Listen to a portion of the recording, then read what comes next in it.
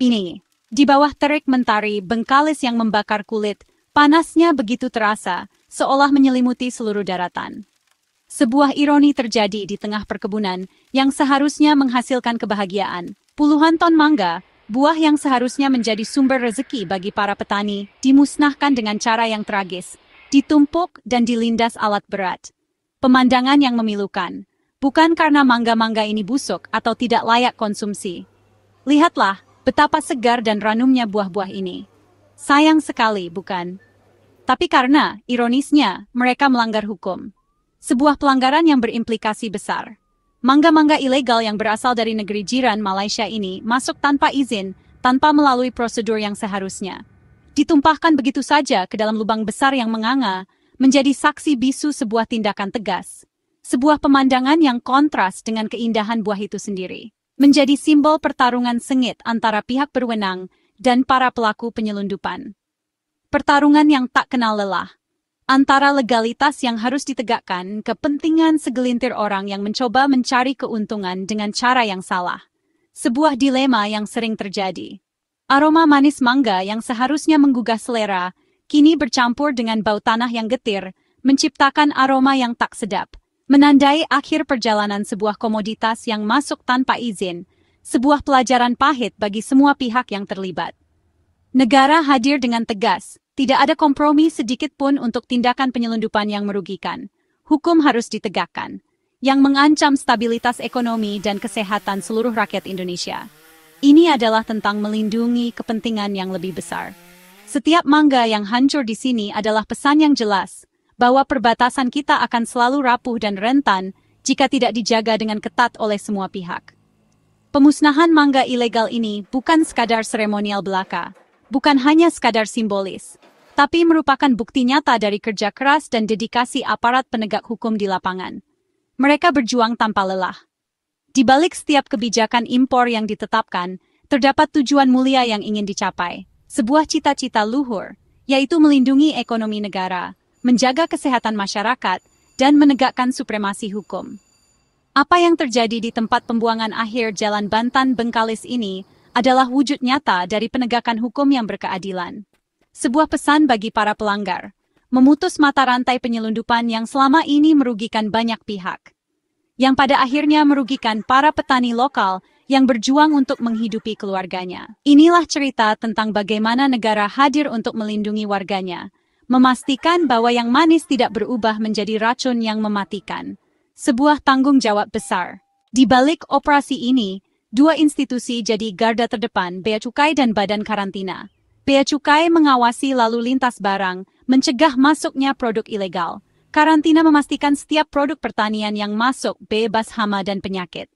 Kolaborasi mereka adalah sinergi sempurna. Bea Cukai mencegat, karantina memeriksa. Tanpa dokumen kesehatan tumbuhan, mangga ini tak layak masuk Indonesia. Kepala Bea Cukai dan Karantina hadir langsung, menunjukkan negara bekerja serius. Kerjasama mereka adalah benteng pertahanan, melindungi Indonesia dari ancaman di perbatasan. Kita sering melihat berita tentang pemusnahan barang-barang selundupan, termasuk buah-buahan segar seperti mangga. Tapi pernahkah kita bertanya, mengapa tindakan tegas seperti ini diperlukan? Mengapa mangga segar yang terlihat tidak berbahaya harus dimusnahkan? Apa sebenarnya yang menjadi dasar pertimbangan negara dalam mengambil keputusan ini? Ada 3 alasan utama yang mendasari tindakan pemusnahan barang ilegal oleh negara. 3 pilar penting yang menjadi fondasi kebijakan ini. Pertama, dan yang paling fundamental, adalah mencegah kerugian negara. Ini adalah tentang menjaga stabilitas ekonomi dan memastikan dana publik digunakan untuk kepentingan rakyat. Barang ilegal berarti pajak hilang, dana pembangunan berkurang secara signifikan.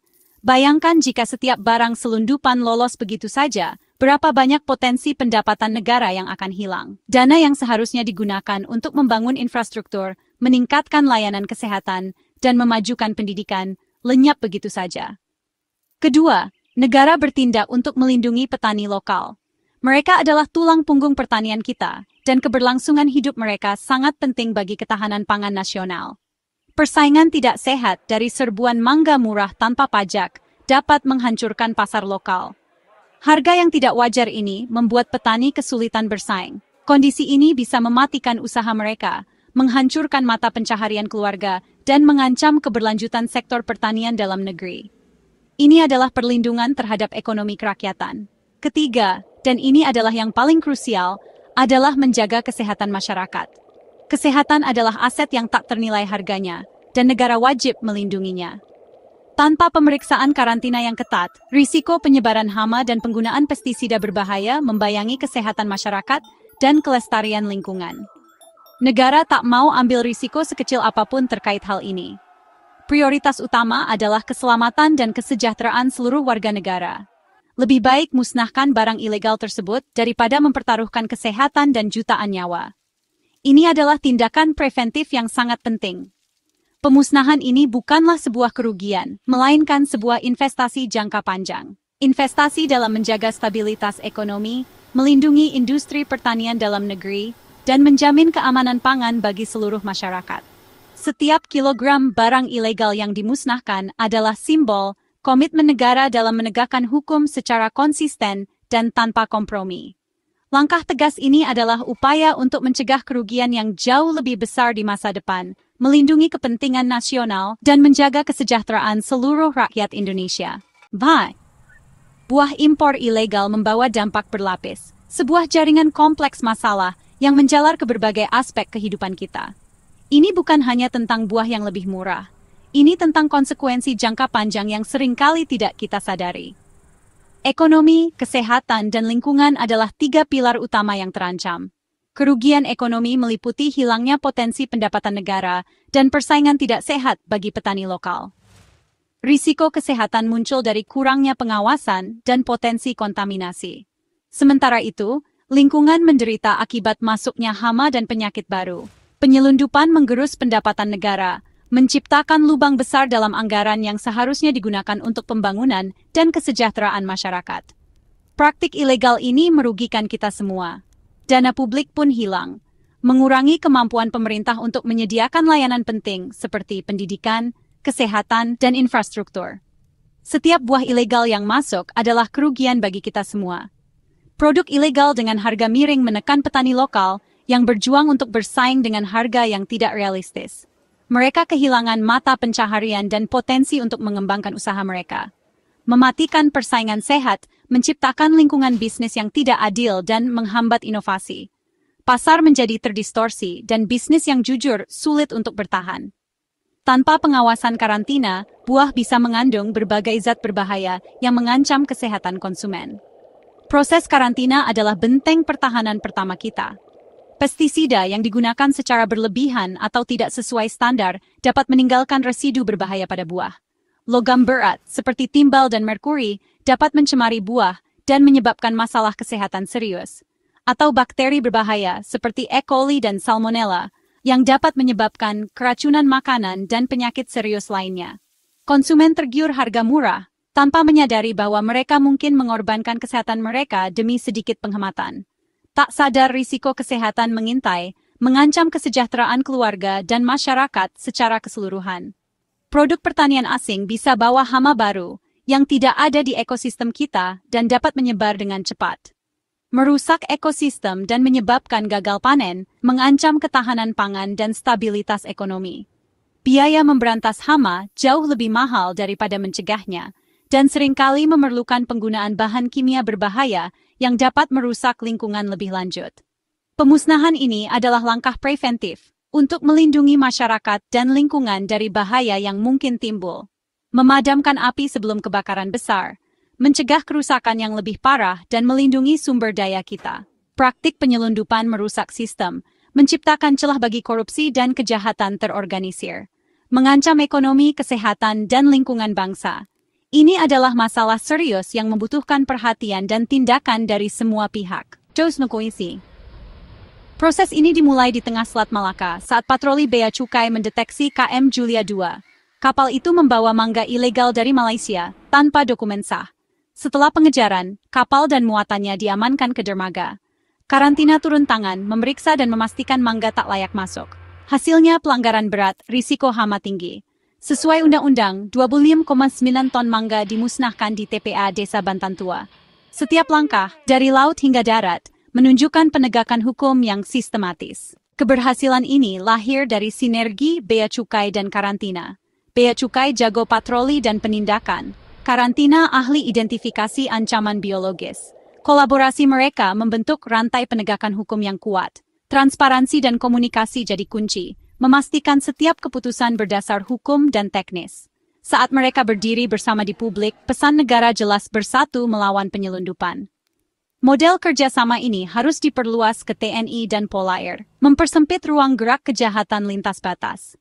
Sinergi adalah jawaban atas tantangan pengawasan perairan Indonesia yang luas. Transparansi adalah kunci penegakan hukum yang dipercaya publik. Pemusnahan mangga ilegal dilakukan terbuka, media diundang, publik diberi akses.